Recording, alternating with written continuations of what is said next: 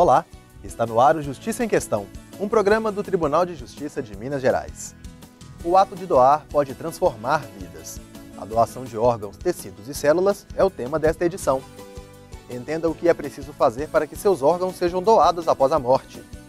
No Brasil, planos de saúde não cobrem a realização de transplantes. Nossa equipe discute se essa prática é abusiva.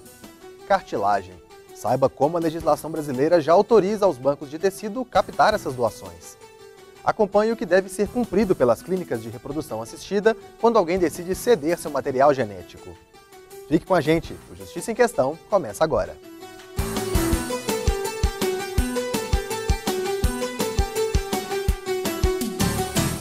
O Justiça em Questão de hoje discute a doação de órgãos, tecidos e células. No Brasil, o dia 27 de setembro é convencionado como o Dia Nacional de Doação de Órgãos. Setores da saúde pública buscam marcar esse dia divulgando campanhas sobre a importância de doar órgãos, ato que pode salvar vidas. Veja como os transplantes e as doações se desenvolveram na legislação brasileira.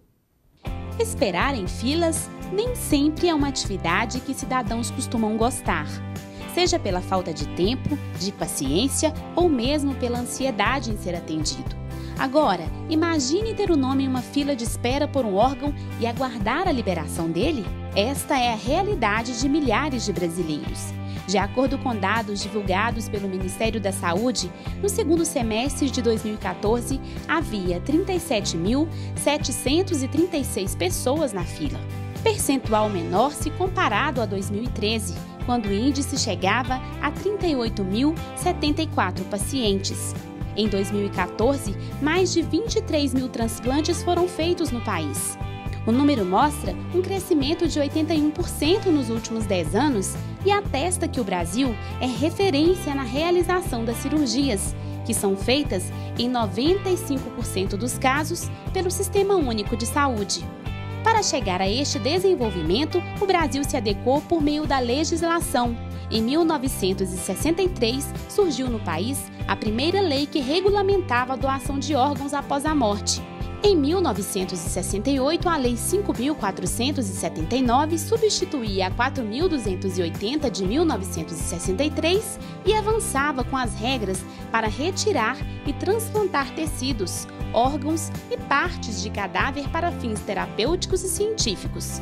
Um marco se deu com a Constituição Federal. O parágrafo 4º do artigo 199 estabeleceu que a lei relacionada à assistência à saúde deveria conter os requisitos que facilitassem a remoção de órgãos, tecidos e substâncias humanas para fins de transplante, pesquisa e tratamento, bem como a coleta, processamento e transfusão de sangue e seus derivados, sendo vedado todo tipo de comercialização. Só em 1992, com a Lei 8.489, a doação de órgãos em vida foi permitida.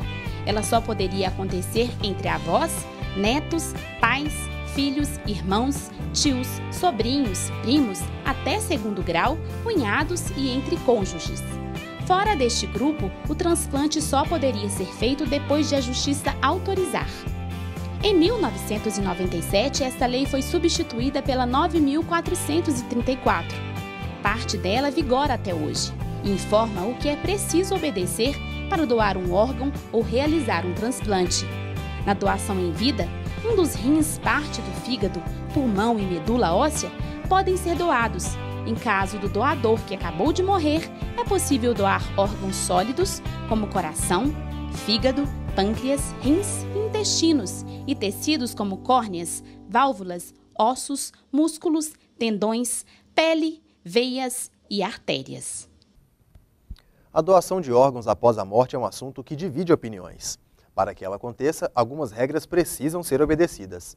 Eu conversei com Omar Lopes Cansado, coordenador do MG Transplante, sobre o assunto. Acompanhe. Bom, doutor Omar, o simples desejo da pessoa em doar esses órgãos após a morte é suficiente para que essa doação de fato se concretize? Não, isso não é suficiente. É necessário que a família doe os órgãos dessa pessoa após a morte dela. Agora, se essa pessoa resolver registrar isso em algum documento, esse documento teria validade para que a vontade dela seja feita após o falecimento? Não, esse documento não tem nenhuma validade. A pessoa pode fazer o documento, mas ele não tem validade. Depois da morte, quem determina isso é a família. Bom, e Caso ocorra um movimento contrário, a pessoa não se manifestou durante a vida sobre essa possível doação, mas a família resolve doar esses órgãos de boa vontade. Ela tem poderes para que isso aconteça? Tem, a família tem todos os poderes. Se a pessoa não se manifestou nem a favor nem contra da doação em vida, a família é que irá se manifestar após a morte, se vai doar ou não. No próximo bloco, nossa equipe conversa com especialistas em saúde suplementar para saber se é correto as operadoras de planos de saúde não cobrirem as cirurgias de transplante. E mais, você sabia que o Brasil possui poucos doadores de tecidos musculoesqueléticos? O Justiça em Questão explica como a doação de cartilagem já é autorizada pela legislação e como ela pode beneficiar pacientes. Voltamos em instantes.